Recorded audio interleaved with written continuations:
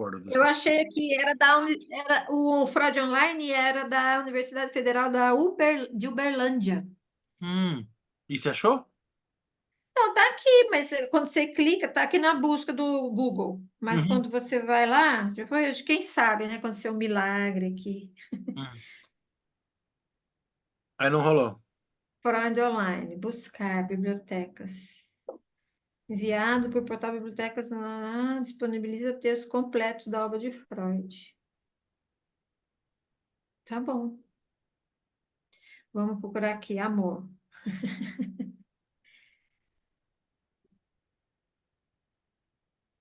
É porque quando eu estava na pós, eu fiz um trabalho pesquisando por aqui, né? Hum.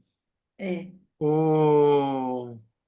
o Winnicott tem um site chamado para Winnicott chamado Winnie Pooh, né? Que é o ursinho Pooh mesmo, né? Porque o Winnicott Ah, Pooh, né, tal.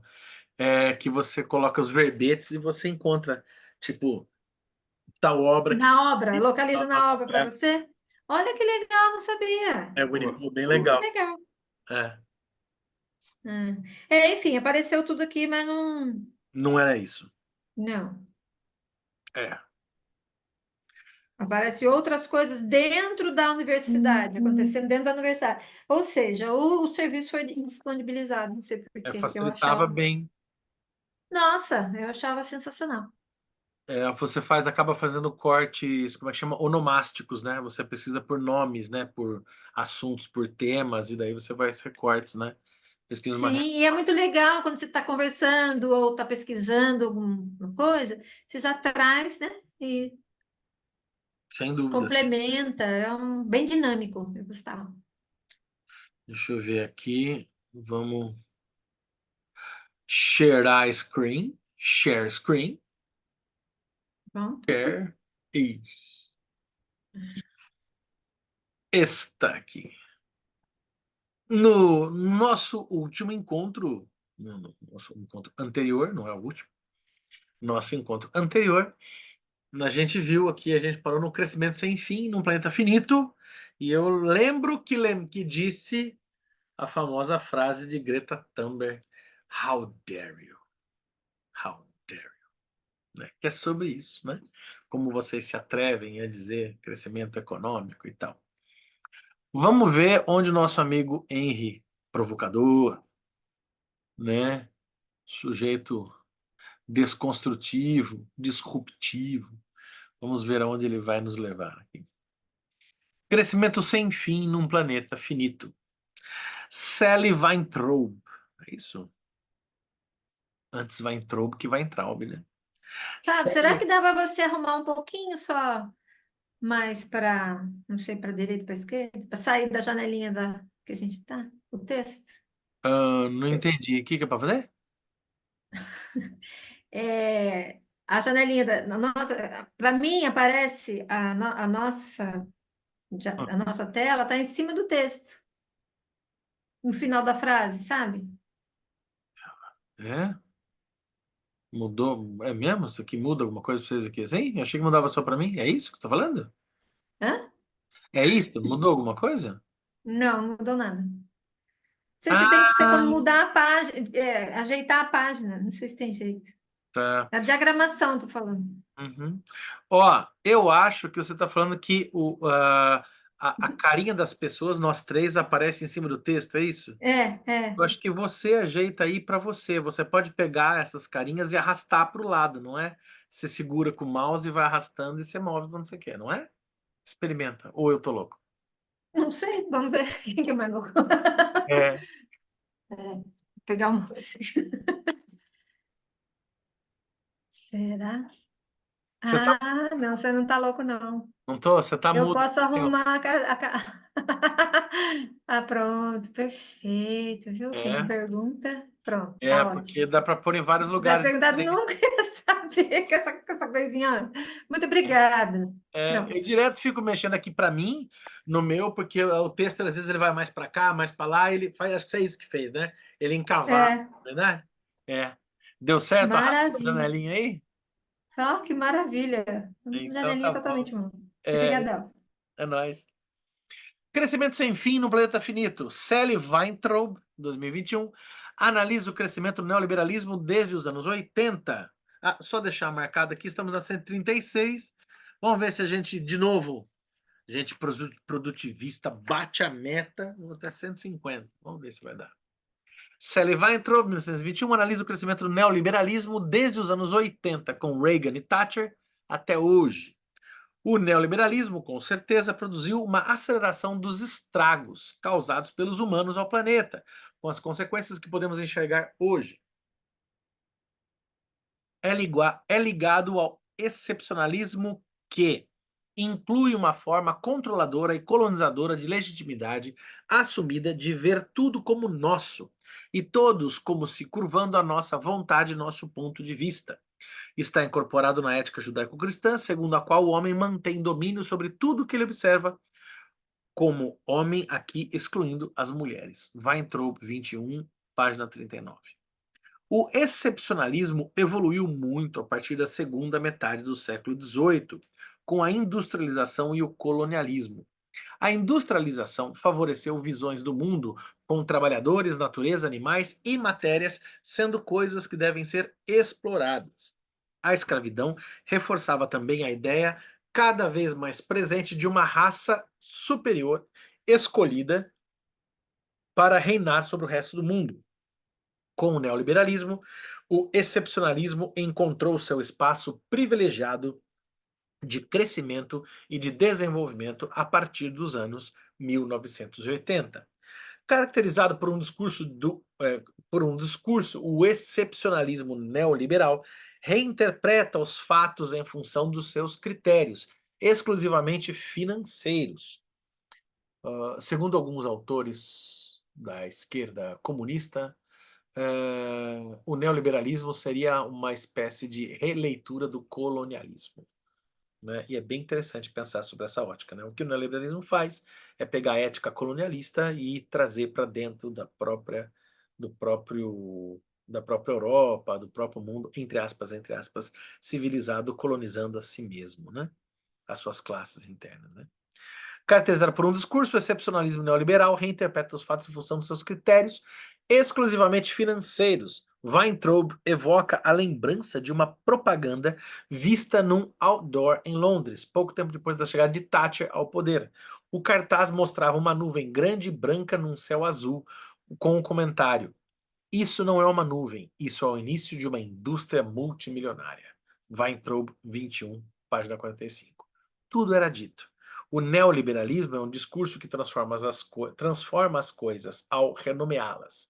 E a justificativa é a própria asserção afirmativa, seguindo o princípio de que isso não é isso, isso é aquilo, porque digamos que é. Weintraub 21, página 45. É indispensável ter uma ideia dessa mudança de discurso para poder entender o que é neoliberalismo e compreender a crise climática. Uma outra maneira de dizer a mesma coisa é de afirmar que o pensamento onipotente pode redefinir a realidade e afastar as questões éticas e morais pela retradução sistemática das coisas em função do ideal financeiro e lucrativo. No final das contas, uma nuvem não é uma nuvem, um rio não é um rio e uma pessoa não é uma pessoa. Apenas dinheiro tem valor. Weintraub 21, página 46. A cultura neoliberal, publicidade, mídia, propaganda governamental e grupos de pressão mudou a bússola moral ao encorajar incansavelmente a exceção ordinária das pessoas. Mudou profundamente como as pessoas veem o mundo. Weintraub, 2021, página 46. O neoliberalismo pode apresentar-se como polimorfo e difícil de ser identificado por causa da idealização que ele produz sobre si mesmo.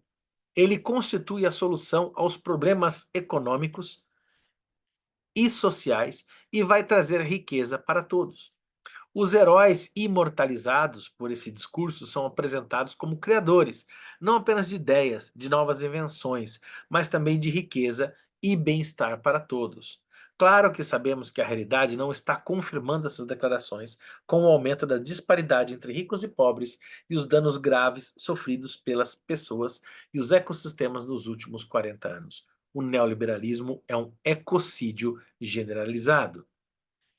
Deixa eu ajeitar aqui, tá aqui, torto aqui, isso. Quais são os princípios encarnados pelo neoliberalismo? Em primeiro lugar, vem a necessidade de produzir lucro. Todas as coisas e todos os seres existem para poder produzir lucros financeiros. Para fazer isso, o discurso neoliberal apresenta-se como um discurso racional, totalmente desprovido de afetos ou sentimentos, ou de sentimentos. É para não se deixar influenciar pela culpa, pela vergonha ou pelos sentimentos. Em segundo lugar, como a musa do neoliberalismo, Ayn Rand, costuma lembrar, o egoísmo é admirável. O neoliberalismo tem seus pensadores destacados, legitimando as suas práticas com discursos de reinterpretação e nomeação das coisas. Em terceiro lugar, o governo não pode se meter nos negócios das empresas e qualquer tipo de regulação que aponte para qualquer tipo de limitação de ação é ruim. Estratégias para expoliar qualquer governo do seu poder são construídas e aplicadas. O sonho neoliberal é de ter um governo andando de mão dada com as empresas.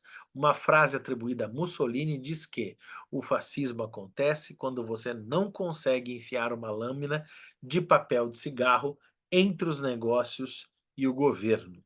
Apud, Weintraub 21, página 92.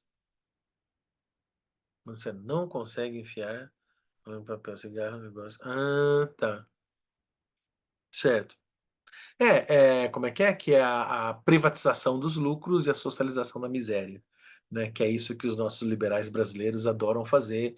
Isso, por exemplo, é o que o secretário de Educação, cujo sobrenome anuncia a qualidade da pessoa, que é o Feder, né? É Gustavo, se não me engano, Feder, né? Dono da Multilaser, né? Que veio do Paraná, lugar privateiro de escola pública, pretende fazer com a educação no estado de São Paulo, que é socializar a miséria e privatizar os lucros.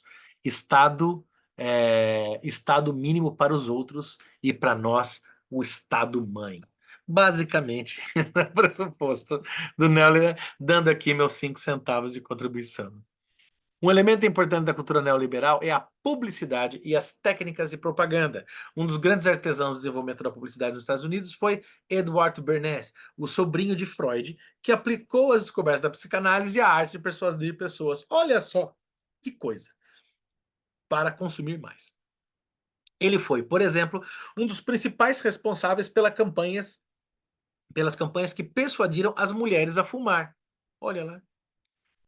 Só fazer a nota número 112, que estava. Onde que estava 112? Perdi, mas é interessante, que é as estratégias econômicas de Milton Friedman, da Universidade de Chicago, por exemplo, foram testadas na América do Sul com o apoio do governo americano para espalhar a ideia de mercado livre neoliberal. Esse planejamento foi chamado de Modelo de Desenvolvimento da América do Sul, com ajuda e apoio dos golpes militares no Chile e na Argentina, entre outras ingerências em países independentes. Eu também gostaria de acrescentar que quando foi aplicado este modelo no Chile, quem estava lá no Chile, junto com seus colegas, todos intitulados de Chicago Boys, era o ex-ministro da economia brasileiro, é ato falho, né? Eu não consigo lembrar do nome por causa da força do ódio, né? Como é que é o nome dessa pessoa nefasta? Que chamar de pessoa ofende as pessoas, né? Paulo Guedes, né? Paulo Guedes estava lá e depois foi feita uma entrevista falando com ele sobre como que ele via, se ele não se incomodava com a questão da ditadura no Chile, né, de Pinochet. E ele falava que isso não tinha importância, afinal ele era economista.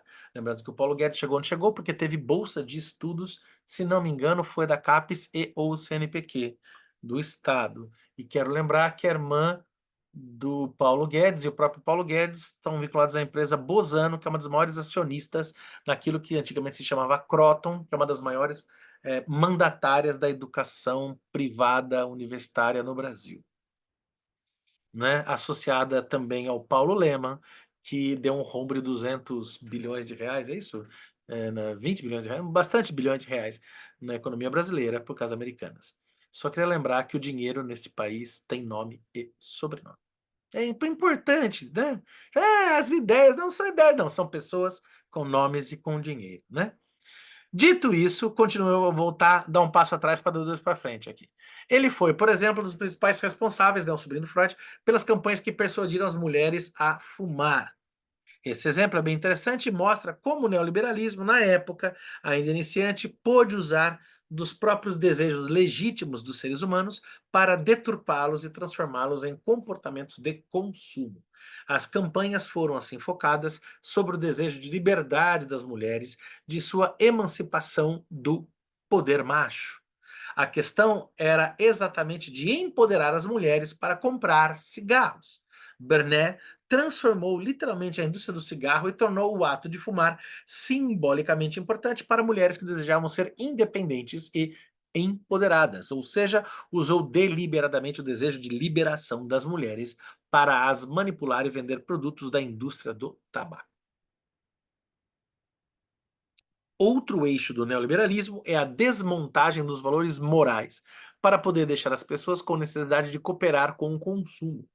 Para fazer isso, o discurso neoliberal incentiva e afirma que o fundamento do ser humano é o egoísmo e a indiferença, tornando sua sobrevivência a norma compartilhada num mundo neoliberal também indiferente.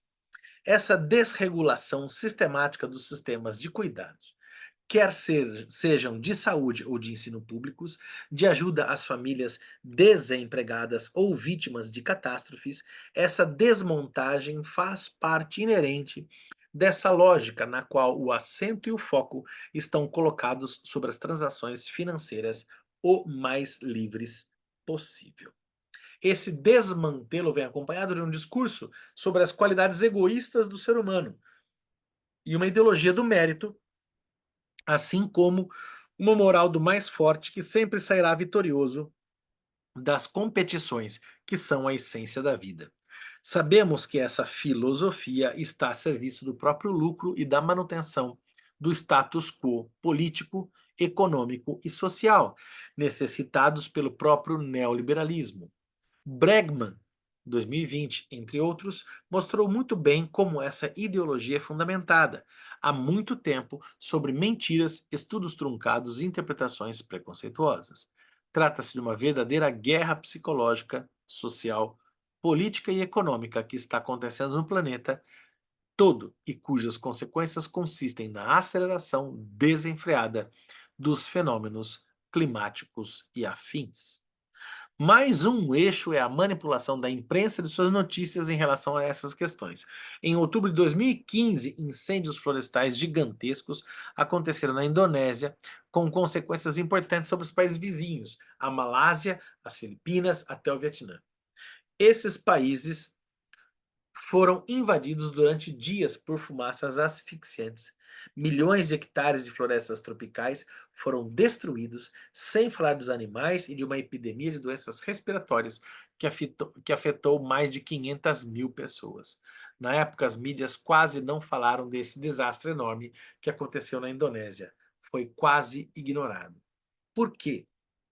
Só voltar aqui, né, que ele vai falar da crise de 2008 aqui, né, do crash de 2008, que é a crise dos subprime na época do Obama, né, aquela que o Lula falou da marolinha e tal, e realmente foi uma marolinha aqui e tal, foram boas épocas ali do primeiro governo Lula. Enfim, foi quase ignorado pela mídia os incêndios, por quê?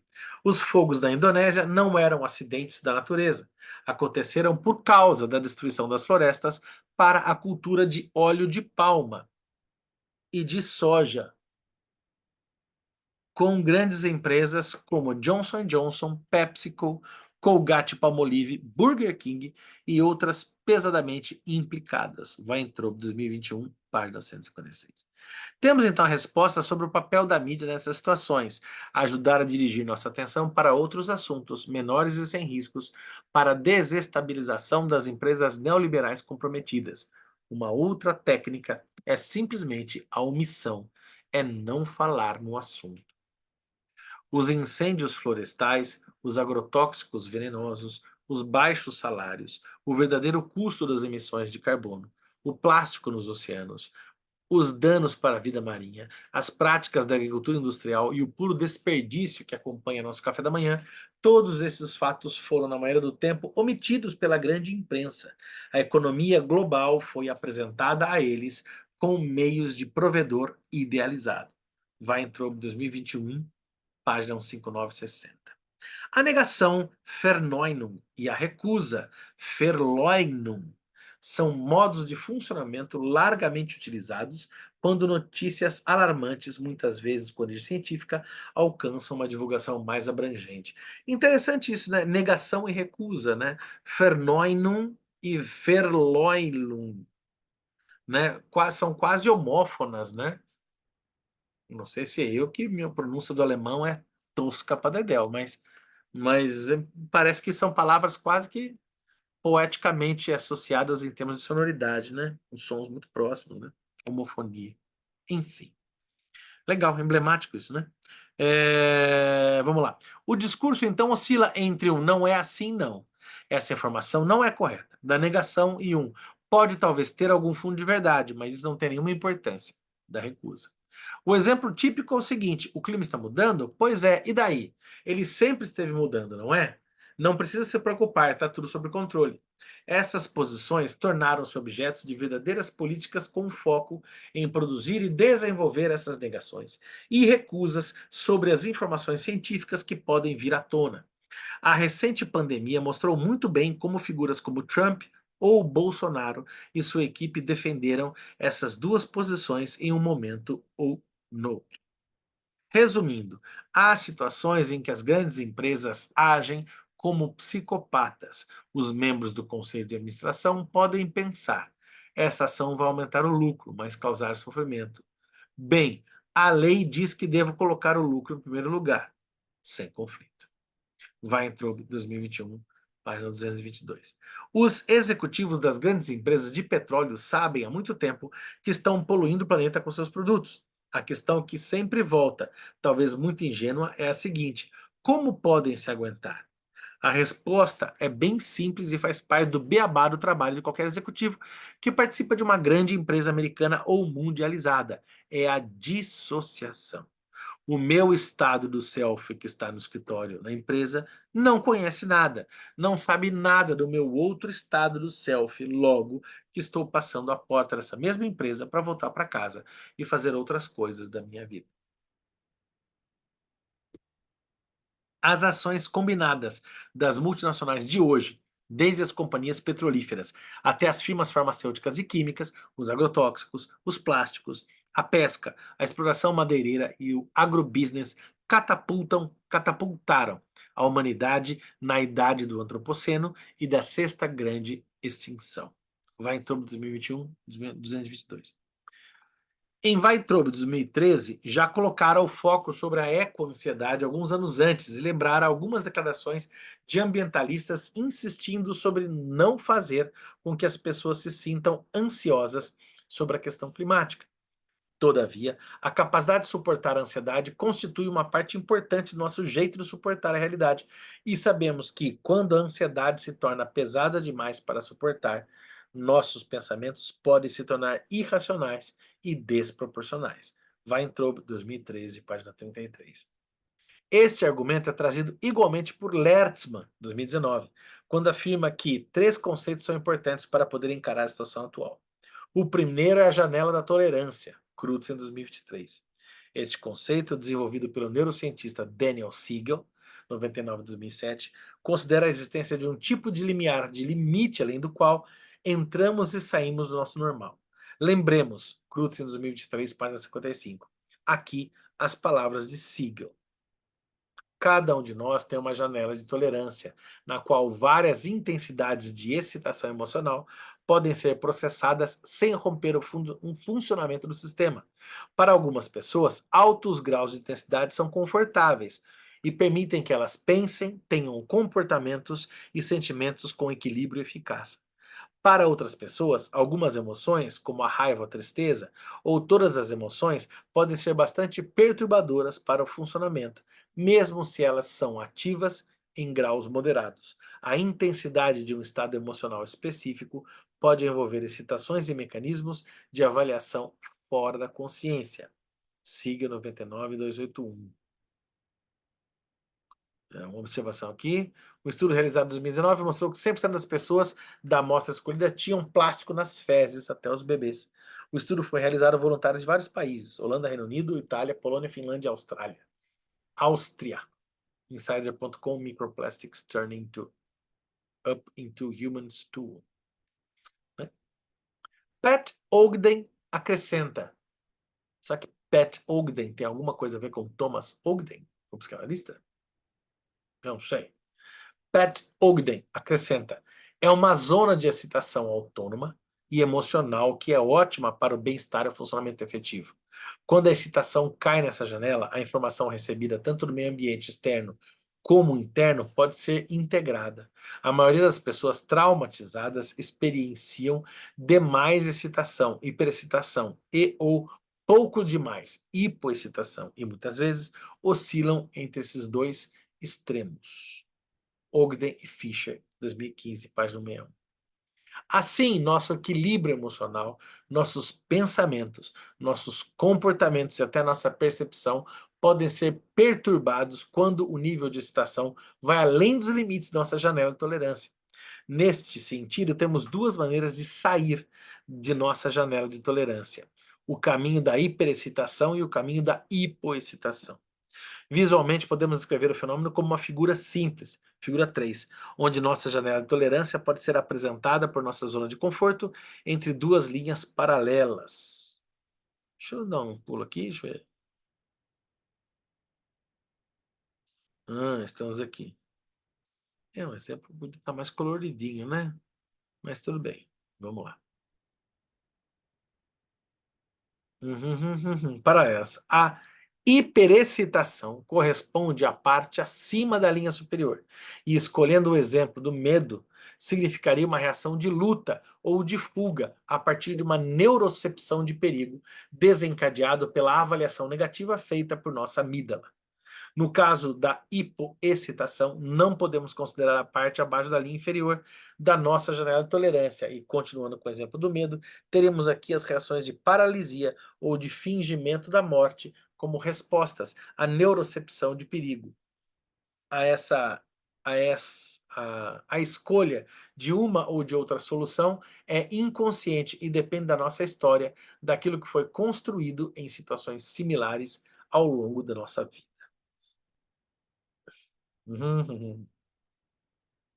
Aqui o desenho, né? Essa coisa de você passar de um limiar e desligar, comigo na pandemia acontecia uma coisa muito interessante. Eu descobri, quando eu comecei a andar de avião, já era adulto, acho que foi quando eu estava no mestrado, a primeira vez que eu andei de avião. E eu sempre tive medo de avião, continuo com medo de avião. Ando de avião numa boa, mas morrendo de medo. Tranquilo, nem tomo nada, mas tem medo? Tenho. Você olha e fala, você tá bem? Não, tô morrendo de medo. Mas, né? Não dá para pular, né? Se pular é pior. Então, paciência, né? E daí o que acontece é que geralmente eu durmo em avião. Porque eu descobri que quando eu tenho muito medo e é difícil controlar, o meu cérebro desliga. E eu começo a dormir. E daí, na pandemia, eu sempre gostava de assistir as lives do Átila e a Marino. Só que muitas vezes o Átila vinha e falou: olha, gente, não tá legal. Tá muito ruim. Né? Teve até, para quem assiste Medo e Delírio em Brasília, o podcast, né? Tem uma vinheta do Átila muito famosa lá que ele fala assim: você vai morrer. Né? Uma vírgula sonora, né? Do Átila falando. E eu me lembro que eu nunca consegui assistir as lives do Átila até o final, porque eu dormia. De tanto medo. Eu acho que a minha janela de tolerância é baixa. E quando eu tenho medo, eu começo a ter um sono bom, eu desmaio. Entendeu? Porque, né? Como é que é o nome disso? É uma covardia muito bem estruturada. Já que eu estou com medo de morrer, eu vou morrer dormindo, né? É inconsciente, né, gente? A gente não tem controle. Na sua palestra na plataforma TED, René Letzmann, 2019, se refere ao trabalho de Ziegel e lembra que a saída da nossa janela de tolerância diminui e até aniquila nossa capacidade de resiliência, né, de mobilizar-se, né, de adaptar. Resiliência é uma espécie de resistência, né? Um objeto de resiliência, aquele que sofre uma pressão e volta à forma original, né? Uma elasticidade, plasticidade, né? Nossa capacidade de resiliência e de adaptação em situações traumáticas. E o que estamos observando hoje é que cada vez mais as pessoas são empurradas para fora de suas janelas pela eco-ansiedade ligada a situações de mudanças climáticas.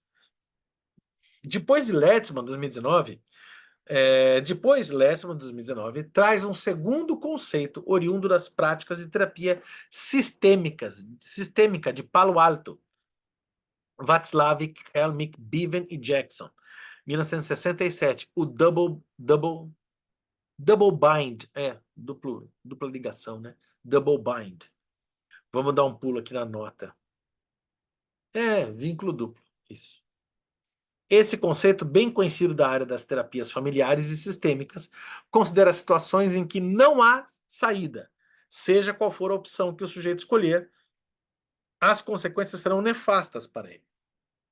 Essas situações podem acontecer, por exemplo, quando em circunstâncias familiares um dos pais proíbe alguma ação que a criança quer fazer, enquanto sua linguagem corporal diz exatamente o contrário, incentivando-a a realizar a ação proibida pela fala. Ou também são os casos de pessoas que trabalham numa empresa em que o diretor repetidamente incentiva as iniciativas e as ideias novas, enquanto ao mesmo tempo não deixa acontecer nada que não seja diretamente monitorado por ele. As reações podem ser dissociativas, como rejeições dessas situações, que então desaparecem em alguma parte oculta do self. Sabemos que essa situação gerará encenações, Crutzen em 2018, 2020, que dificultarão a vida da pessoa, criando encrencas na vida cotidiana. As recusas e dissociações produzidas pelas informações que sustentam cada vez mais a eco-ansiedade têm produzido esses processos de maneira psicossocial. Quer sejam defensores do neoliberalismo ou das mudanças ecológicas,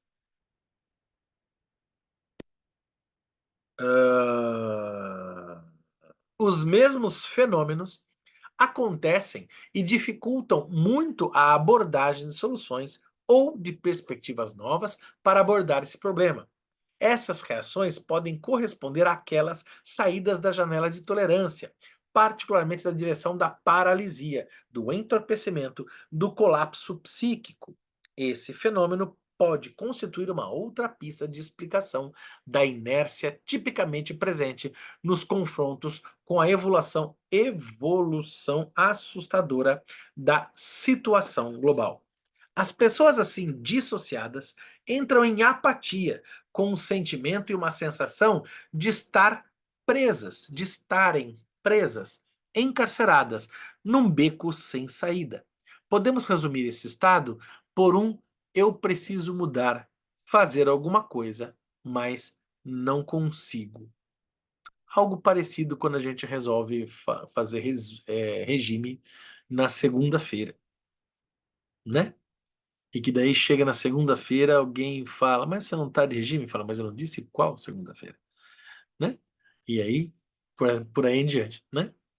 O terceiro conceito é o conceito de afinação, longamente comentado por Daniel Stern, 1985, no seu livro importante sobre o desenvolvimento dos infantes.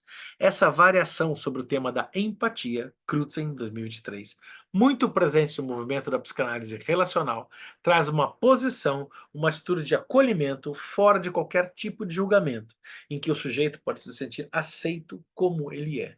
Ou seja, podemos trazer a afinação em cada contexto em que estamos em contato conosco próprios. Lertzman, 2019. Este conceito também está em conexão com a janela de tolerância, na medida em que podemos ocupar esse lugar quando estamos dentro dela. Isso remete também à prática da atenção plena, com a modalidade particular da capacidade de compaixão, Crutzen, 2023, corroborada também pelas neurociências. Taylor, 2008A, 2008B, 2021, Crutzen, etc. Essa faculdade de conexão tem efeitos importantes sobre nossa vida social em relação aos perigos cada vez mais crescentes das questões climáticas. Voltando ao trabalho de Weintraub, 2013, ela traz algumas ideias interessantes ao aplicar a abordagem kleiniana no problema climático. Nesse sentido, desenvolve a questão da ansiedade e de suas defesas. Quais são os efeitos da ansiedade sobre essas questões climáticas nas pessoas? Misturando essa abordagem com as teorias dos estados do self, ela privilegia as partes que poderiam ser nomeadas de esquizoparanoides e depressivas, com seus mecanismos particulares. Teria uma parte narcísica, mais ligada à posição esquizoparanoide, e uma parte que ama a realidade, mais ligada à posição depressiva. A questão básica é a sobrevivência, e para conseguir essa sobrevivência, precisamos de suporte emocional. Também precisamos de recurso para poder lidar com a culpa, a vergonha e a perda. Sem entrar nos detalhes dessa análise, que basicamente propõe uma leitura ampliada e social dos fenômenos descritos por Klein em nível individual intrapsíquico, podemos considerar o interesse dessa leitura para constituir alguma administração do luto e da melancolia diante das situações globais. Voltaremos a esse assunto no nosso último capítulo. A parte esquizoparanoide mostra os mecanismos bem conhecidos descritos em detalhes pela escola inglesa de relações de objeto, como, por exemplo, a ideia das fantasias de grupos mafiosos funcionando dentro do sistema intrapsíquico, Rosenfeld 71, ou de retiros psíquicos, Steiner 93, em que nos mantemos inalcançáveis a qualquer perturbação. A sedução da ansiedade pode passar por vários tipos de comportamentos sociais, como, por exemplo, a fantasia atuada, segundo a qual podemos nos livrar de pensamentos desagradáveis através das visitas que fazemos aos shoppings, comprando nosso bem-estar e adquirindo esses pequenos objetos que o discurso capitalista coloca à nossa frente, que serão descartados logo e irão ampliar as montanhas de lixo, como muito bem representado no lindo filme da Disney, Wall-E. Stanton, 2008. A eco-ansiedade tem uma outra particularidade interessante. Na sua dimensão de luto climático, ela tem relações com o passado, mas também com o futuro. Nossas relações com os objetos ambientais do nosso passado, nossa infância, como veremos no trabalho de Lertzman, 2015, influenciam o nosso sentimento de perda e até de melancolia. Mas as mudanças que estão a caminho ou que estão acontecendo hoje também nos jogam para um tipo de luto antecipatório, um luto de coisas que ainda não aconteceram. Mas o luto antecipatório é sempre difícil. O que está realmente perdido ou estará? Quando estamos de luto com essas perdas, quando começam ou quando terminam? É mais fácil estar de luto com perdas concretas que aconteceram, como as perdas de algumas partes de um ecossistema ou de uma comunidade. Mas como podemos estar de luto com perdas que estão acontecendo há décadas? Picard 2020, página 2. Eu vou chutar que, bom, então não deixa de ser luto e se torna uma melancolia. Daí a proposta da ética melancólica, que eu acho que ele vai trazer ainda, mas chute meu. Picala, 2020, insiste sobre o fato de que um dos pontos chaves do luto é o ajuste a um novo meio ambiente, uma maneira de reaprender como é o mundo. Abordaremos mais em detalhes as posições possíveis em relação à crise climática.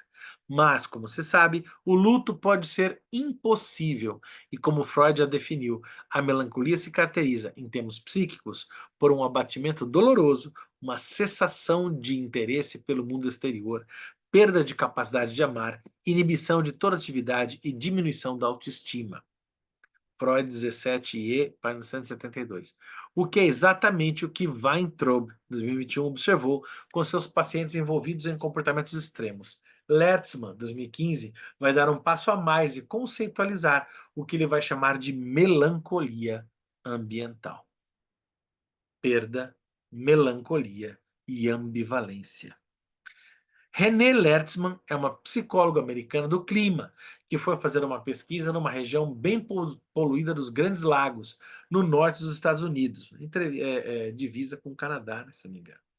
Focalizou na análise de discursos e utilizou referências kleinianas e relacionais para pesquisar como as pessoas da região reagiriam ao aumento alarmante da deterioração do meio ambiente nas águas e praias, algumas já proibidas de acesso, vizinhas.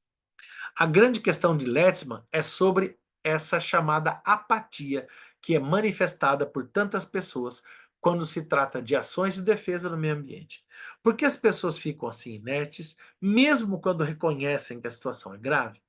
A hipótese de Letzman, 2015, está formulada no conceito que ela proposto eh, está formulada no conceito por ela proposto de melancolia ambiental. Vamos ver como ela chegou a formular essa hipótese. Uma primeira constatação importante é a recusa da ideia tão corrente em matérias ambientais que as pessoas, na verdade, não têm interesse ou faltam informações sobre a situação real. Esse tipo de ideia orienta as campanhas de informação em duas direções, que se revelaram erradas até hoje. Assustar as pessoas com fatos devastadores e números apocalípticos de um lado, e do outro lado, tentar convencê-las de fazer alguma coisa e de se juntar a algum grupo ou associação organizada de luta a favor do meio ambiente. Nenhuma dessas duas opções funcionaram. Letzman propõe que não funcionam porque são dirigidas para o medo e a angústia de um lado, e logo produzem reações de defesa contra os afetos dolorosos, ou são apenas discursos cognitivos chamando a racionalidade e a capacidade de reflexão das pessoas do outro lado. Não funciona porque processos inconscientes como a ambivalência, a perda, a sobrecarga emocional e a tristeza são fatores ausentes na maioria das comunicações ambientais. Letzman, 2015, página 28. Então, não é que as pessoas não se preocupam com o meio ambiente ou desconhecem os problemas existentes. Ao contrário, o que foi encontrado é que elas sim se preocupam, e muito, mas podem ser emaranhadas em problemas, constrangimentos e indecisões que tomam qualquer ação muito difícil. A ideia comum linear que considera que o nível de cuidado que alguém tem com alguma questão é proporcional ao nível de ações que essa pessoa vai desencadear. Está errado.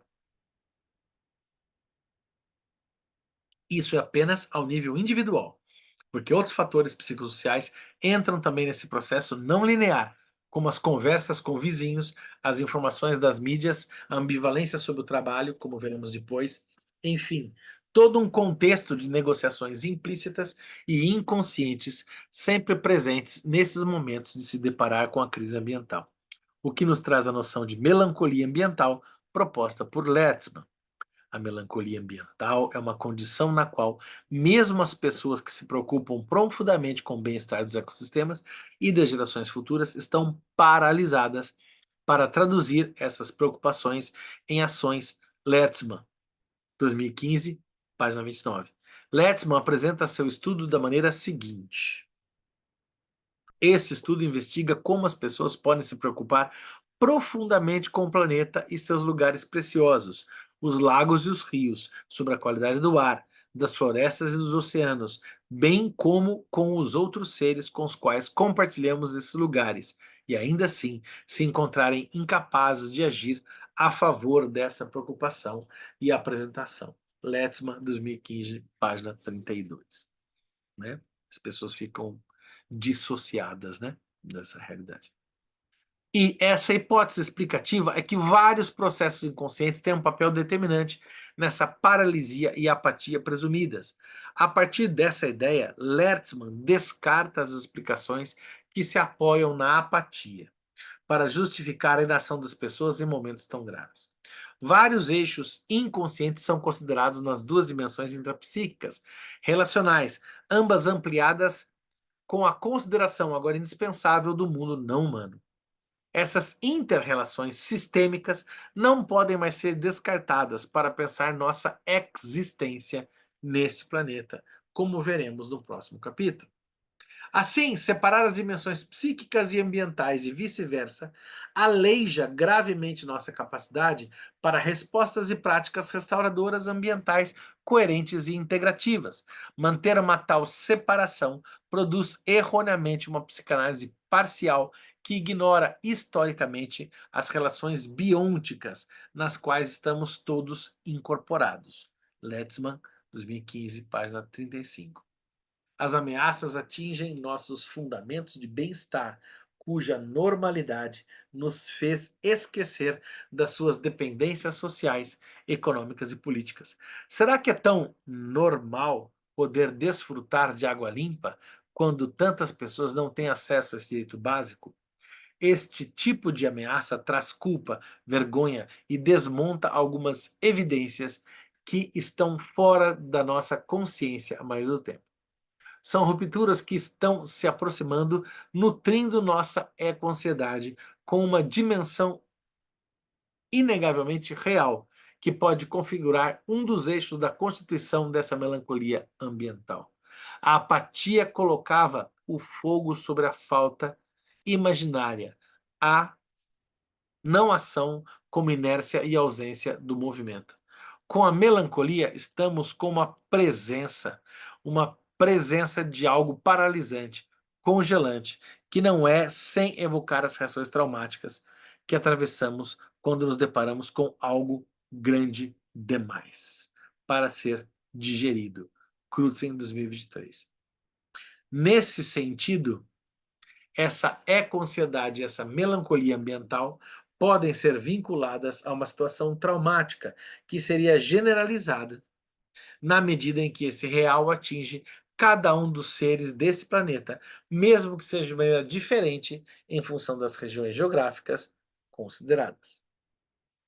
Além da apatia, uma outra noção aparece nessas críticas que os ambientalistas podem formular contra as pessoas inativas. São chamados obstáculos de envolvimento,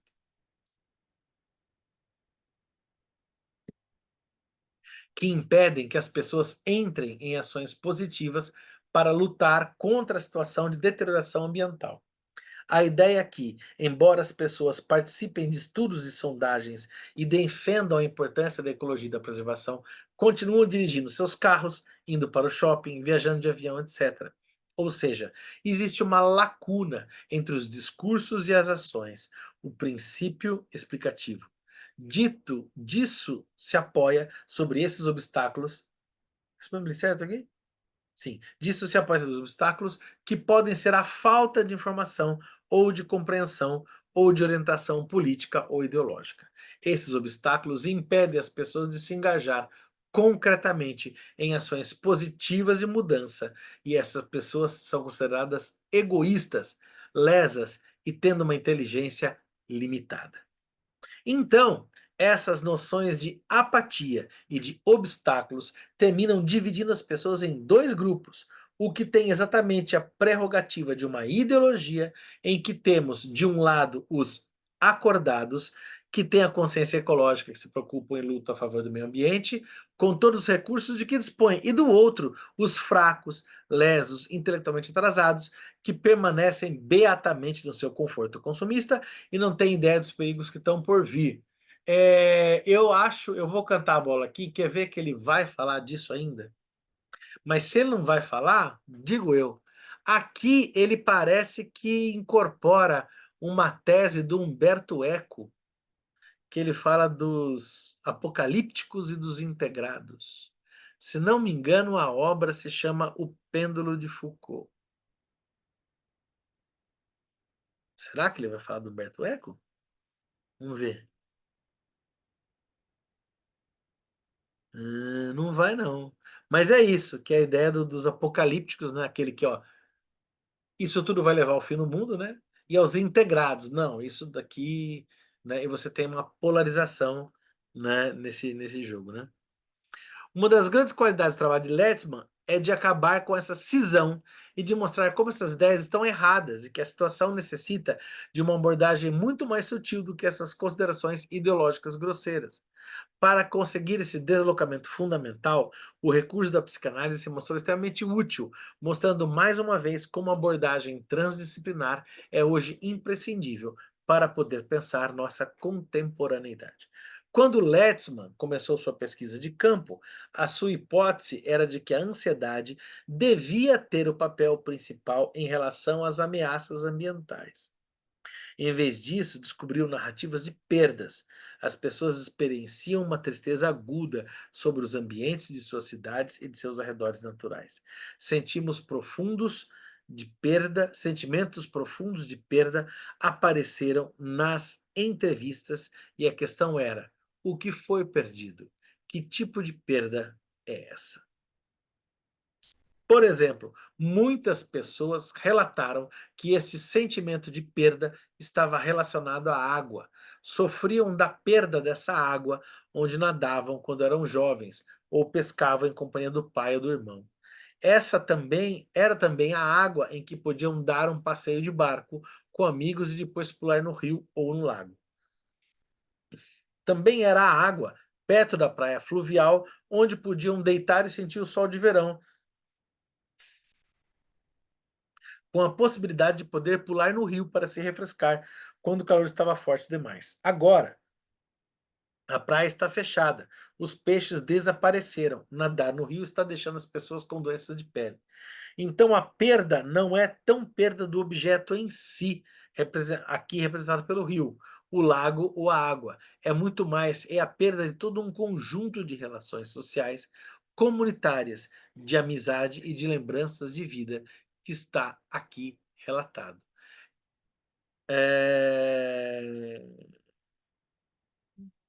Fiz um comentário, mas vou mais viajar que ajudar. Além do objeto interno ou externo, estamos aqui nos deparando com as relações das quais esses objetos podem ser representantes. A pessoa está com o sentimento de perda da água, porque suas lembranças vitais estão configuradas com essa água do rio, onde nadava com os amigos quando era criança. Podemos facilmente extrapolar para qualquer tipo de ambiente não humano que marcou nossa história, nossa experiência ou adolescência. É o bosque vizinho onde íamos correr e nos esconder durante as brincadeiras com amigos, ou a fazendinha onde costumávamos brincar com as ovelhas, os cachorros, cuidando de dar comida às galinhas. Ou ainda os passeios de bicicleta com a galera para ir tomar banho nessa praia um pouco mais distante. Temos essas lembranças porque ser alcançadas pela perda, pelo luto, enquanto blá, blá.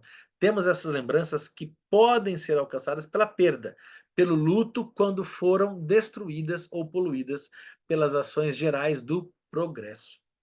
Ao evocar esses momentos relacionais com esses objetos perdidos, temos a presença de um tipo de paraíso perdido com esses estados do self, associados à inocência ou à pureza de uma infância também perdida. Mas essas narrativas não são narrativas lineares.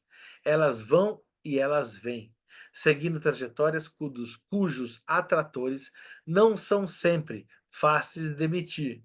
Nada é totalmente claro nessa mistura de sentimento de perda, de lembranças longínquas, de objetos pouco definidos e de relações plurais dentro do contexto de uma vida toda.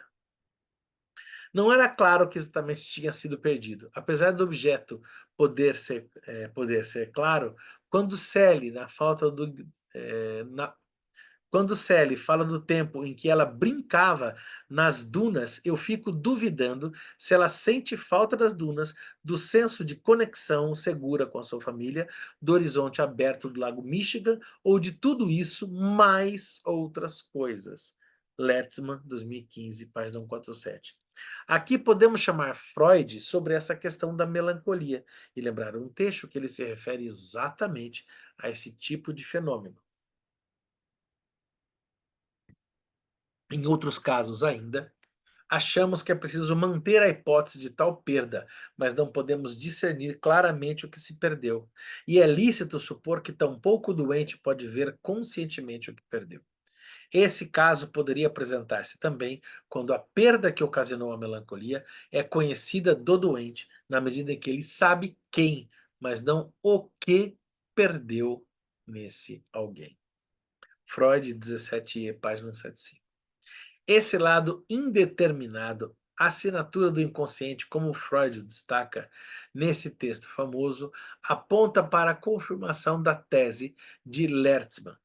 Também confirma que, sendo inconscientes, nenhuma coerção ou persuasão pode mudar a posição do paciente a tentar convencê-lo do lado fantástico das suas avaliações.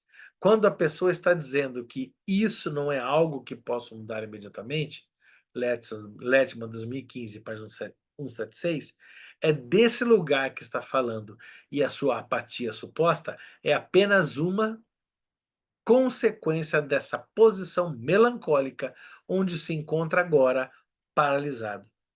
A identificação faz o resto com a perda relativa do objeto. Suas declarações indicam uma perda do próprio eu. Freud, 1917e, página 78. É famoso o aforismo freudiano segundo o qual a sombra do objeto caiu sobre o eu. Freud 17e, página 181.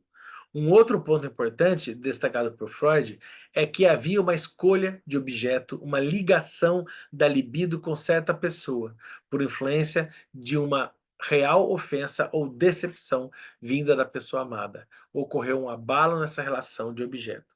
Freud 17e, página 180. O mundo da infância, como uma dimensão segura, estava conectado com essa inocência e pureza projetada no passado. A questão não é tanto saber se essa realidade psíquica existiu realmente ou se essas narrativas remetem à fantasia do objeto perdido. É muito mais o fato de poder conceber essa tarefa, essa perda de objeto e de relações múltiplas inseridas num contexto social, econômico, ambiental e político maior, como tendo uma dimensão real, com o fato repetido da deterioração do ambiente dessas pessoas. O funcionamento fantasioso dessas lembranças fica cortado, machucado, paralisado com a força reiterada do desastre ecológico no ambiente dessas pessoas. Isso configura um trauma, como o congelamento e a paralisia típica que o caracterizam. As lembranças e fantasias não podem mais circular e se conectar com outros elementos da vida psíquica e social das pessoas, mas ficam encriptadas, Abraham e Torok 76, de maneira dissociativa em alguns estados do self, fora de alcance. Então, em vez de destacar aqui uma atividade fantasmática explicativa da perda e das dificuldades de ações ambientais que essas pessoas apresentam, podemos, pelo contrário, propor que é a falta ou o congelamento repetitivo e traumático dessas atividades psíquicas que impedem qualquer integração, podendo ter consequências ativas sobre os processos de destruições globais. Nessas lembranças, uma característica recorrente evocada pelas pessoas entrevistadas é a noção de segurança. Isso abre outra hipótese que podemos formular em termos de teoria do apego. Bowlby, 69, 73, 80. Será que essa perda poderia ser materializada pela ruptura do apego seguro das pessoas? Não apenas aqui, com a família e seus cuidadores, mas também com o ambiente não humano onde viveram? Não esqueçamos que essa pesquisa de campo realizada nos Estados Unidos, com a realidade psicológica daquele país. Pá, pá, pá, pá, pá, pá. Beleza. Isso confirmaria as ideias de Searles, 60 e 72, que vimos no primeiro capítulo. A presença do ambiente não humano teria sim uma importância vital para os seres humanos e não seria limitado a um cenário onde a peça de teatro humano estivesse acontecendo. Mais uma vez, vemos aqui como um pensamento apoiado sobre as noções de complexidade e de sistemas dinâmicos é imprescindível para poder elaborar essas questões que agora têm uma dimensão global. A sensação de pisar na areia quente da praia fluvial num verão ensolarado, o calor na sola dos pés enquanto se está caminhando em direção do rio, a sensação da água continente em redor do corpo e o frescor depois da travessia da praia quente, todas essas sensações foram perdidas quando a praia foi fechada, sendo imprópria para banhos. Agora o que sobra é uma piscina municipal, cuja água cheia de cloro arde nos olhos.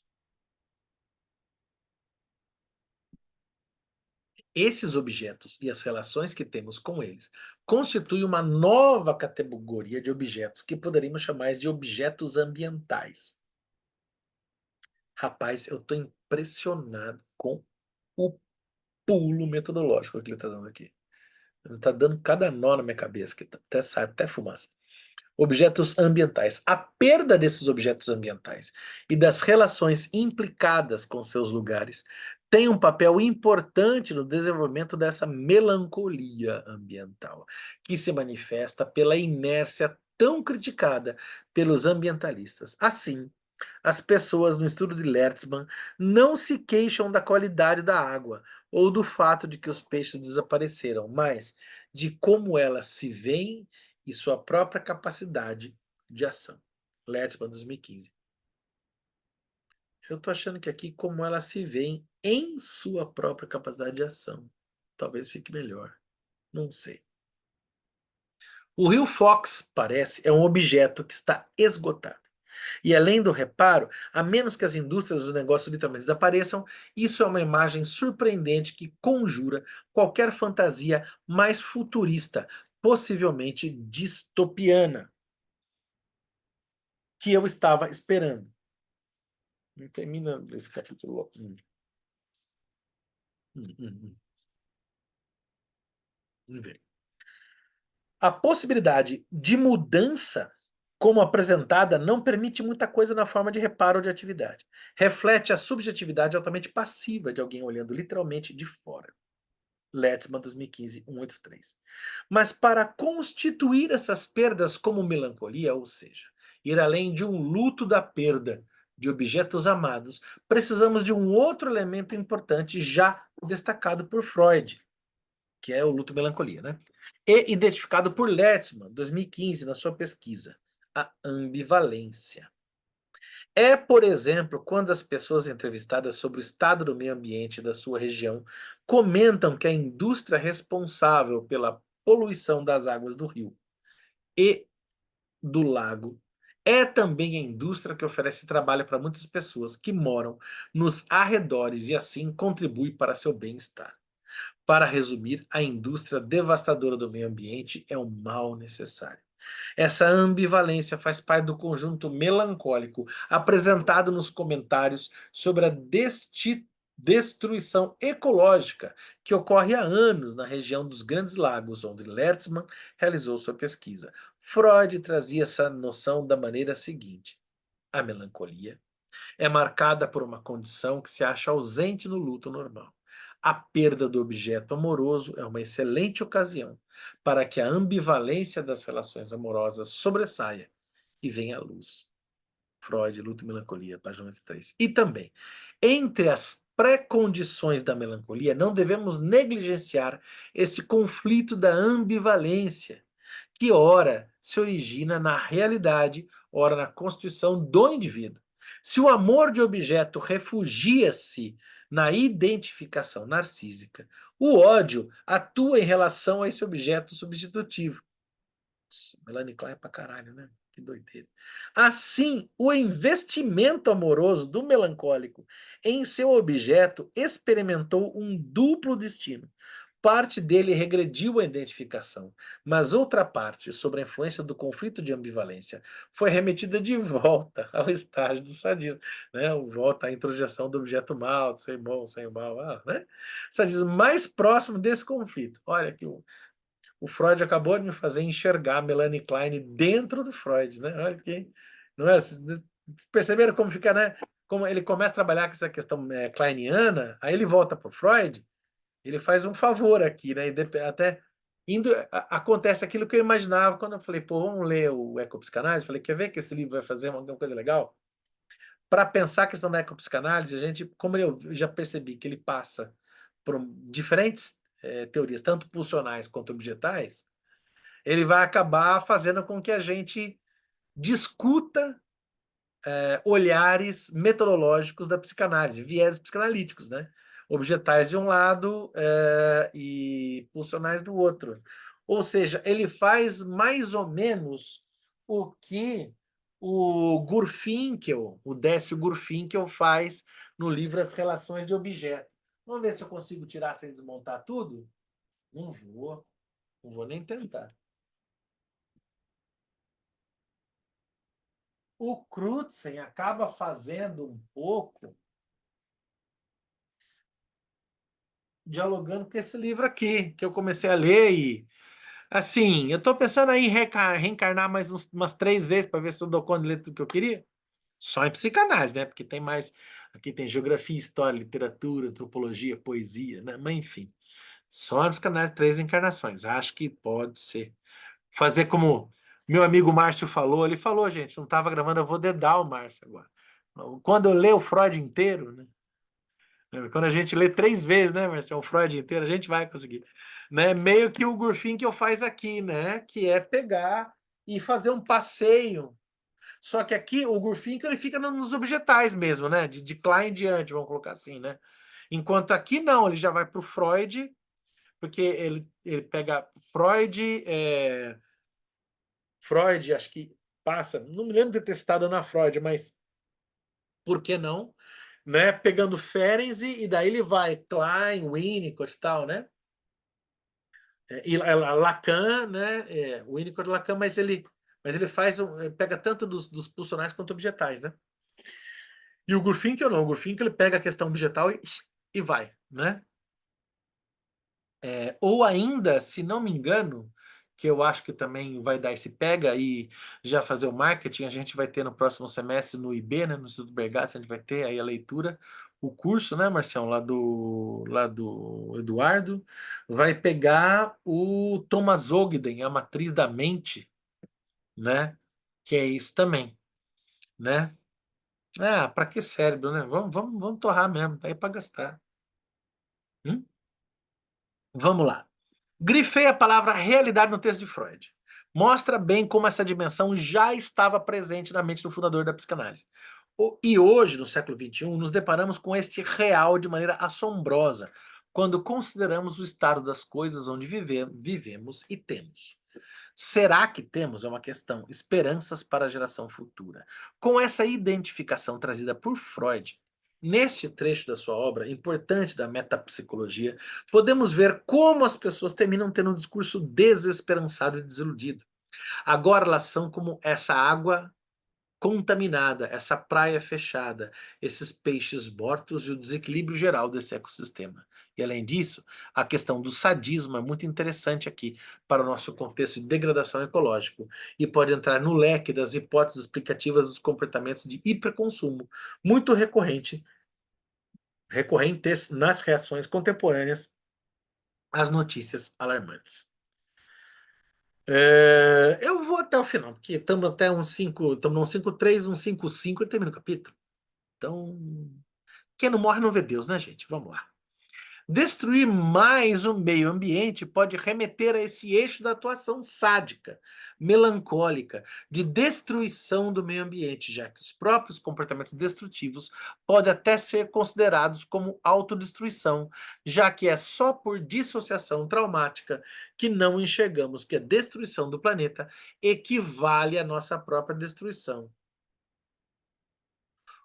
Olha, eu vou dizer que na verdade a gente não está destruindo o planeta, a gente está destruindo só a gente mesmo, né? Mais umas espécies junto, mas, mano, vai existir muito assim. Tem aquele caranguejo, que é o caranguejo ermitão. Ele parece, nem sei se ele é um caranguejo, né? Mas ele funciona como? O nome é caranguejo. O caranguejo ermitão, ele pega as conchinhas do mar e ele veste, né? Ele sai com a casinha nas conchinhas. É legal que a galera joga coisa no mar, o lixo que tá no mar, ele vê uma latinha, ele veste a latinha. Ele vê, sei lá, uma garrafa, ele veste a garrafa. Então você vê no fundo do mar, assim, um monte de bichinho, você vê, sei lá, uma latinha de Coca-Cola, né, andando, aí você vê uma garrafinha PET, que é tudo caranguejinho ermitão, que fala, esse daqui é mais legal, né? E vai vestindo, né? Ou seja, a natureza vai existir com plástico. Vai existir natureza com plástico, e o plástico vai fazer parte do planeta, entendeu? E vai ser comido pelo magma do mesmo jeito. Quem não vai existir mais é o ser humano. Ou seja, na verdade, a gente não está destruindo o planeta. Um planeta com mais plástico, com mais CO2, continua sendo um planeta. Outro, se não tiver oxigênio, as cianofícias vão continuar existindo, porque elas não precisam de oxigênio, né? Elas são anaeróbicas, entendeu? Não precisa de oxigênio para existir, entendeu? Vai ter a maré vermelha do caceta que vai deixar os oceanos todos vermelhos, entendeu? E paciência, né? Azuis, né? A cianofície é azul, né? Se não me engano. Vai azular tudo e acabou. Não precisa de oxigênio. Para quê? Né? Já teve caso de extinção em massa que foi por aí, né? Por causa de excesso de oxigênio, aí as florestas pegaram fogo, né? E a falta de oxigênio, um monte de alga e matéria orgânica gerando CO2. Então, né? Lamento, a destruição é só nossa mesmo. Nesse sentido, seguindo Freud, no Luta e Melancolia, podemos acabar conosco mesmos e retornar nosso ódio contra nós mesmos, identificados a um objeto, o próprio meio ambiente. Isso seria uma leitura freudiana possível a partir da hipótese da melancolia ambiental. Lertzmann escolhe uma abordagem mais kleiniana. Lertzmann escolhe, imagino, né? Uma abordagem mais kleiniana na leitura desse fenômeno. É que ele está vendo bastante claro aqui, né? Os objetos necessitando de um reparo são em relação causal com os objetos que são reparadores. Por exemplo, enquanto a indústria pode degradar preciosos ecossistemas e oportunidades de lazer, ela pode também providenciar sustento e recursos comunitários e prosperidade. Ser bom, ser mal, essas coisas todas, né? A colusão da dimensão da perda com a ambivalência, esse colusão é que colisão também dá certo, né? Mas eu quero acreditar que a palavra, eu não conhecia a palavra colusão, e aqui eu quero acreditar que é no sentido de imiscuir, né? De fundir-se, né? Se está errado, não sei, mas acho que é isso mesmo. A colusão faz sentido, né? Enfim, a colusão da dimensão da perda com a ambivalência não deixa espaço ou recursos para poder atuar a raiva com, por exemplo, movimentos de protesto contra as fontes de degradação ambiental. A configuração psíquica da melancolia ambiental deixa as pessoas paralisadas, sem recursos para transformar em luto as perdas e elaborar a ambivalência desse processo de maneira ativa. O sadismo pode então entrar em cena e causar ainda mais danos à própria pessoa, com comportamentos altamente perigosos, como, por exemplo, continuar nadando nas águas poluídas do rio e adquirir doenças, ou deliberadamente ignorar a degradação e ter comportamentos que incentivam o aumento da própria destruição, com mais consumo, mais pegada de carbono, ligando o foda-se generalizado, como vimos nos exemplos de comportamentos extremos já descritos. Essa coisa do foda-se generalizado, que soa metafórico, mas eu não consigo deixar de lembrar aqui, na época a Covid começou a pegar fogo, e a gente começou a entender, e começou-se a hipótese do lockdown, teve uma influência, que eu não vou lembrar agora o nome, que ela foi pega numa festa, já estava sendo proibidas as aglomerações, e ela posta no Insta, ela numa festa, e ela estava bebaça e com uma taça na mão, ela grita para a câmera: foda-se a vida! É essa cena, né? É bem essa cena. Foda-se a vida. Vamos todos morrer, então foda-se a vida. E você, ao invés de você pensar num luto da natureza, você joga mais plástico, ainda que é para acelerar, né? Num processo não de luto, mas de melancolia. Na ambivalência, reencontramos também a dimensão do apego quando, apesar de situações obviamente graves do ponto de vista ambiental, as pessoas afirmam o mal necessário da indústria poluidora porque oferece trabalhos que permitem a subsistência. Esse apego seguro, ansiado, cega as pessoas tanto que elas não se dão conta de que essa subsistência está se tornando cada vez mais uma sobrevivência básica, sem nenhuma qualidade de vida. Antes de concluir as questões ligadas à razão prática nesse contexto de crise climática, vamos agora primeiro considerar de novo, Crutzen 2008-2021, a importância de dar espaço à transdisciplinaridade com as teorias atuais, permitindo uma abordagem renovada dessas questões. Já tratamos desses assuntos com a complexidade, Crutzen 2020, os sistemas dinâmicos, Crutzen 2021, e a geometria fractal, 2018, e a teoria do caos. Teoria do caos, 2018. Teoria do caos é um dos alimentos e elementos que fomenta um filme da cultura pop muito famoso que vocês conhecem, chamado de O Efeito Borboleta, né? Porque a máxima da teoria do caos é quando uma borboleta bate as asas no Oriente, um fenômeno, um furacão acontece, não sei onde, né? Assim. Iniciaremos no próximo encontro o capítulo 6. E tá aqui, leia o romance Crash de Jim Bayard. Imagine o roteiro de um filme.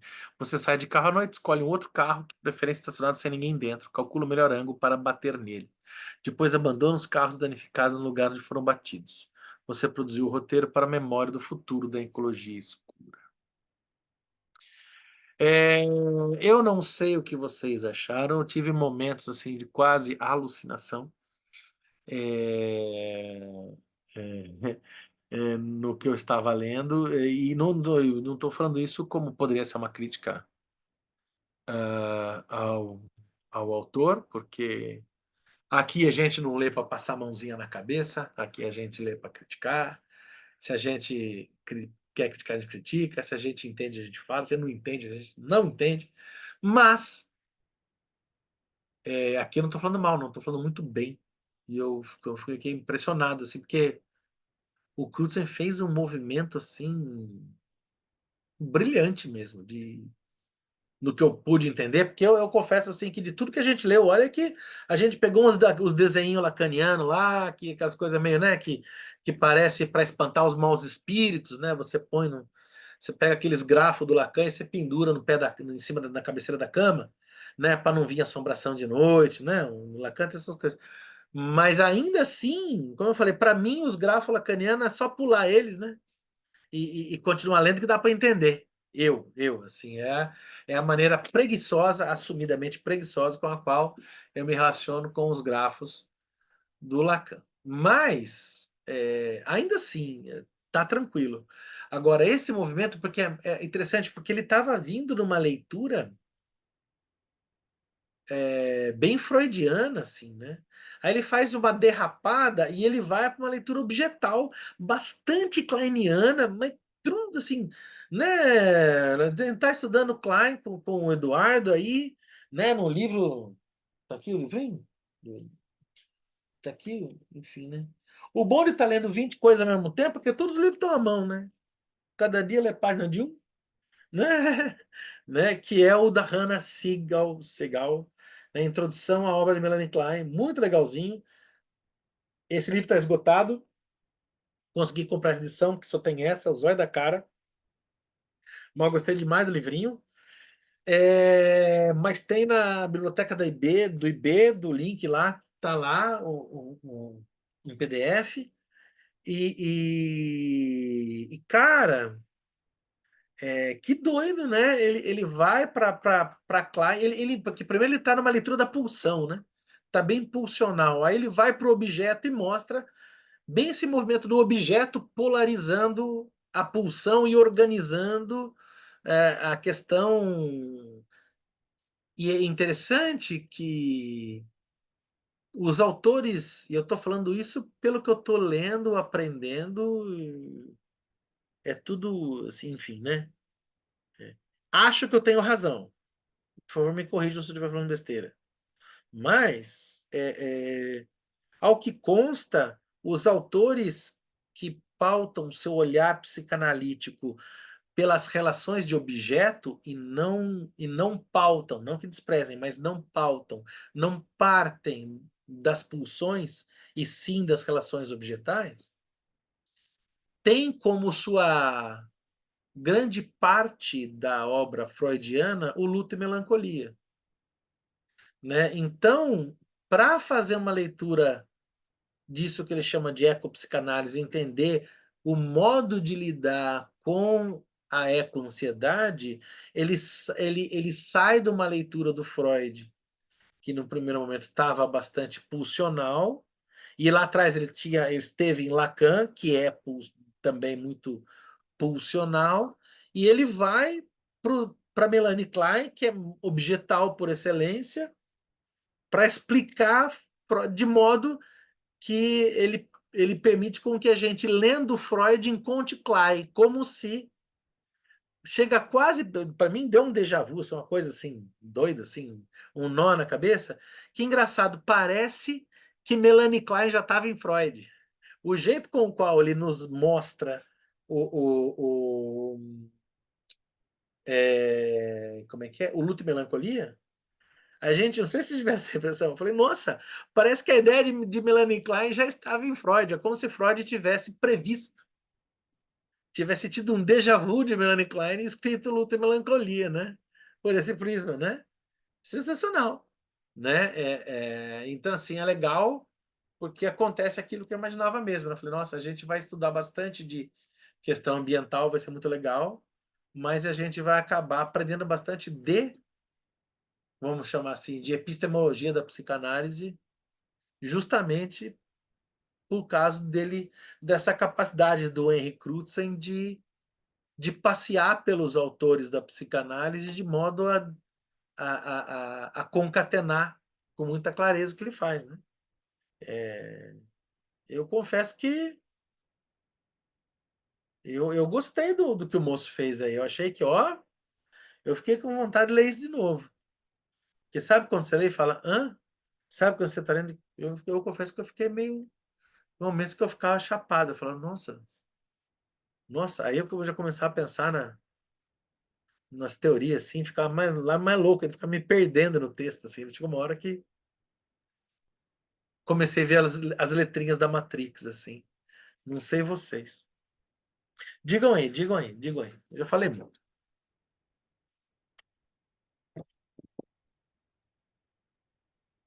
Quando você pegou lá no exemplo do caranguejo lá, que vai pegar na concha, estava falando sobre isso, sobre a relação, relações de objetos, né, vegetais, né, que ele vai integrando, né.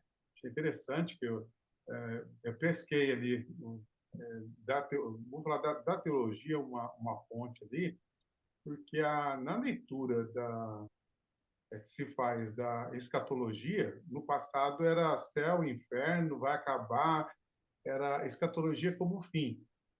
Aí, a contemporânea teologia, depois do movimento, digamos assim, mais antropocentro, né? Começa ali uma virada ali, É Lutero?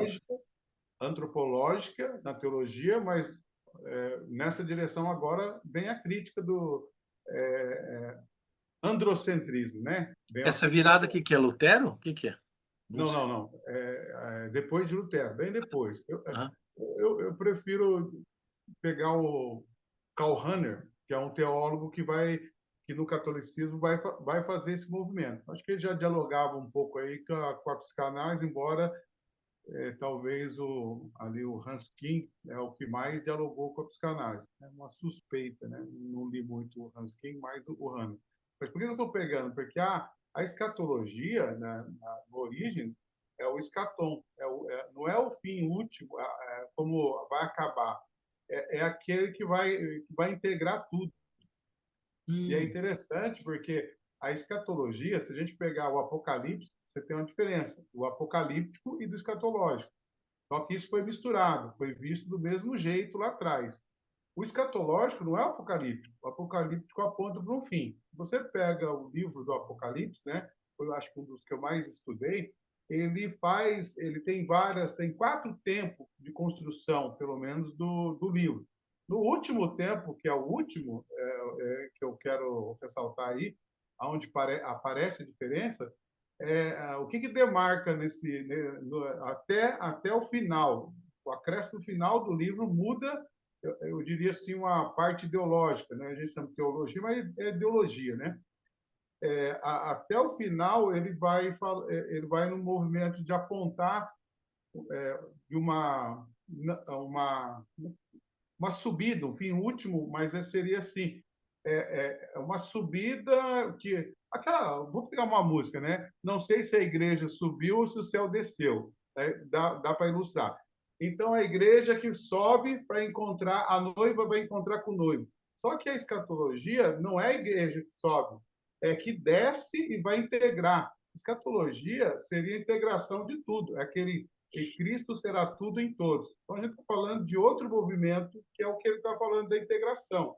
Então, não é o fim que demarca o rompimento, mas é uma integração do todo, que hoje é o diálogo, né? Que ele fala de sistêmico, ele fala de transdisciplinaridade, ele fala das relações objetais, e daí sim, volta no caranguejo, né? Que está integrado. E você, durante ali, você falou algo, e daí eu fiquei assim, mas não, Fábio está, né, tá querendo chegar com isso, que é o... Não, peraí, mas a gente está...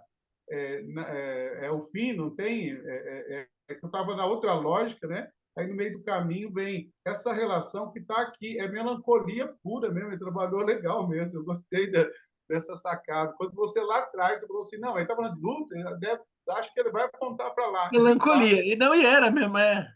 Eu imaginava, porque o título do livro, né? Para uma ética melancólica de uma ecologia escura. Ah, tá. Entendi. Agora, o que ele faz é justamente assim. É muito, muito legal, porque sim, o luto e melancolia é o epicentro de onde vai partir as relações objetais, né? De Klein, Winnicott, né? E tal. E só que ele faz isso mostrando os percalços, né? E a ideia desse caranguejo é linda, né? É uma puta metáfora mesmo, né? Esse caranguejo, né? E eu não, e é legal que você viu de um outro modo essa coisa do caranguejo, né? Mas e assim, totalmente válido e assim. É, é, e é isso, né? Porque no final das contas porque e é legal que esse escatom que você está falando, né? Do final é aquele final que é a pulsão de morte do sentimento oceânico, né? Não é a destruição em si, mas é a dissolução do eu, né? O Sim. Augusto dos Anjos tem um conceito que ele traz que é a noumenalidade do não ser, né? Ele fala da dissolução no panteísmo do universo, uma coisa assim, né? Que é a dissolução, o sentimento oceânico, né? Então, que para o Winnicott não é pulsão de morte, é ainda pulsão de vida, né? A afirmação da vida é a criatividade, né? Que é a afirmação da vida tão intensa que é unir-se com todas as coisas, né? Nesses termos, o que o homem está fazendo é a transformação do planeta.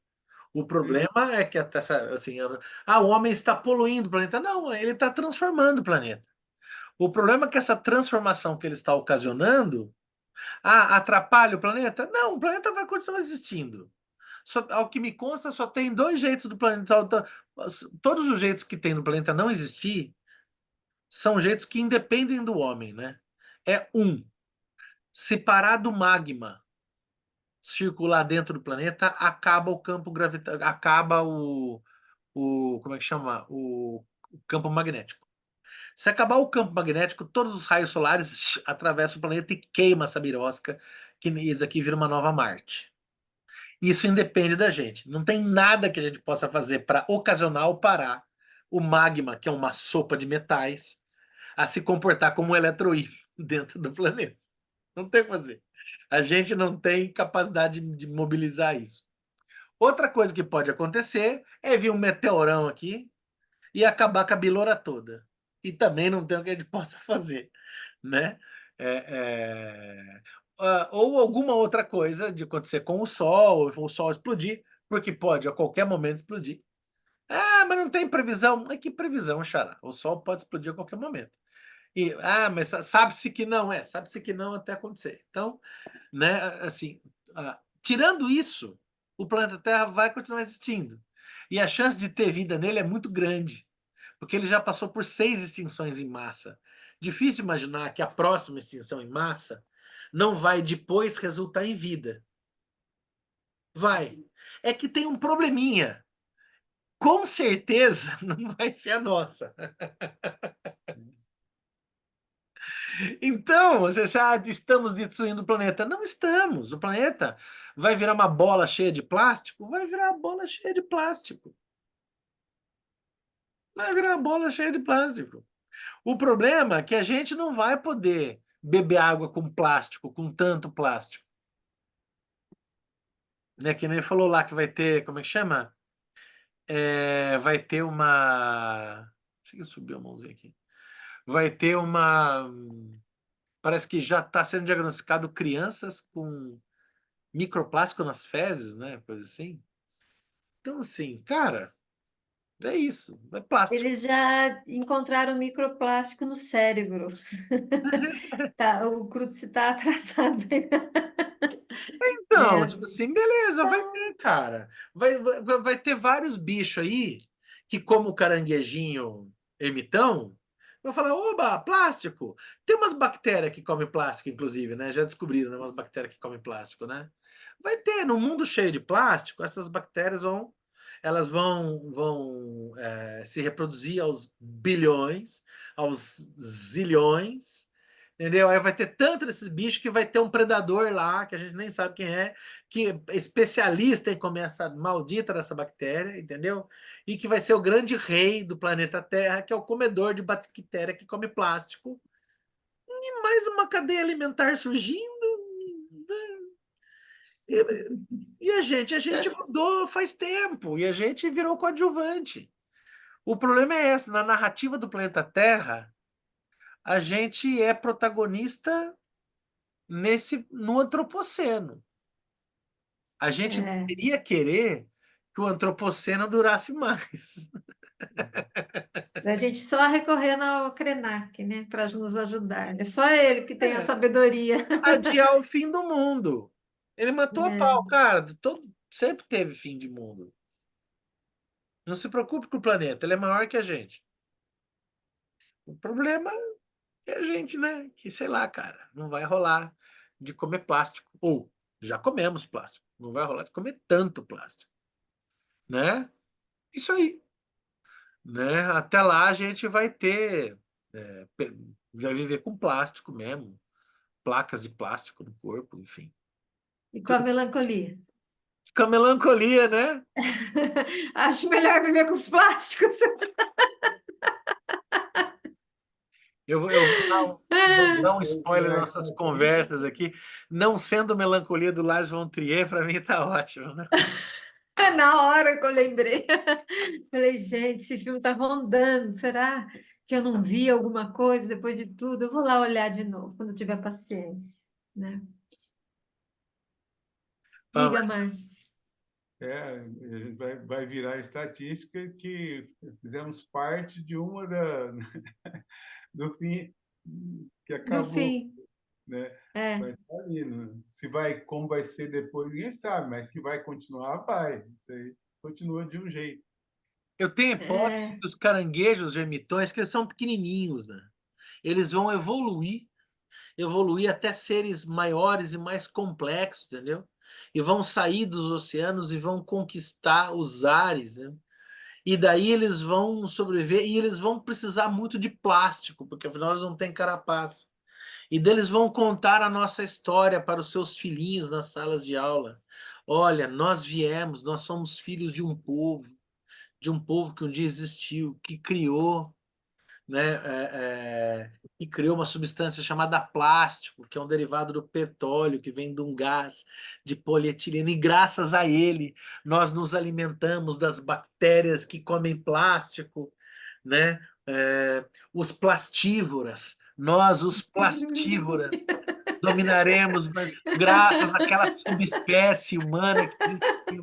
Sem eles, É por né? aí. Assim como nós falamos do ancestral comum do macaco, os futuros homens caranguejo, o certo estava Chico Science, serão homens e mulheres caranguejo numa é aula de verdade. Ele guerreria, viu. Ele viu. dominando o planeta Terra. Pronto, matei. Pronto, já Tchau. temos uma história. É, Aí você fecha com aquele som melancólico de fundo, com aquela música. E eu aqui trancado nesse apartamento, com a boca escancarada, cheia de dentes, esperando a morte chegar. do Morte Raul. chegar. Pode até fazer uma mudança, né? E eu aqui, eu que não fico nesse apartamento com a boca escancarada, cheia de plástico, esperando a Esperando morte, a morte chegar. né? Toca, Raul! É verdade? É isso. É. Para dar gostinho a quem for assistir, eu vou parar a nossa gravação agora. É nóis. Valeu, valeu, valeu.